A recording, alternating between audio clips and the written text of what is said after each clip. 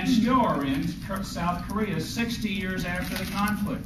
We're still in Bosnia nearly 15 years after entering into that Dayton Accords and the agreements there. And we need to be in Bosnia, because without that stability, I think the parties probably go back at each other. But we can be there if our people aren't getting shot and killed every day. And that's the key that's different. We've got to get our people in a position where they're not being shot and killed, and where you can get some stability for the Iraqi people that they can see their lives improve.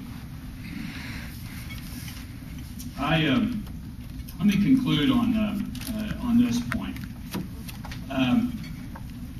This federalism, I believe, and this proposal we put forward, I fundamentally believe, will be the long-term status of Iraq. This is what's going to take place. It will have to happen by the Iraqis. The United States cannot and will not dictate this, and in our resolution, we don't dictate it. We say in working with the Iraqis are the ones that have to do it. But I fundamentally believe this is the ultimate status of what Iraq does. The question for me is how long and how many lives die in between? And I say, can't we head some of this off? Can't we have a political solution so not as many people die in the process? Can't we get to some stabilized form and recognize that this is the political reality of our day? Look at the former Yugoslavia.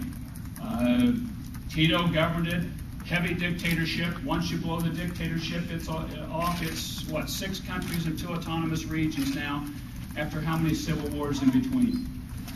A guy told me several years ago something I thought was pretty accurate, that if you see a straight line border in the Middle East or Africa, you ought to raise a question whether it reflects demographic reality or not.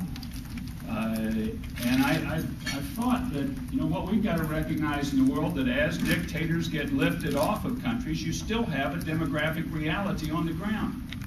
And you need to work with people. You can try to force a different solution, but you're going to be using a heavy military to do that. You're going to be subjecting a lot of lives to peril or loss. We don't need to do that here.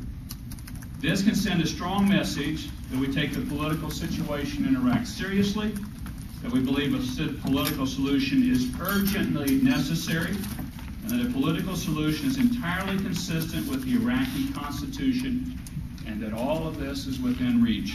I hope we can agree on federalism as a way forward.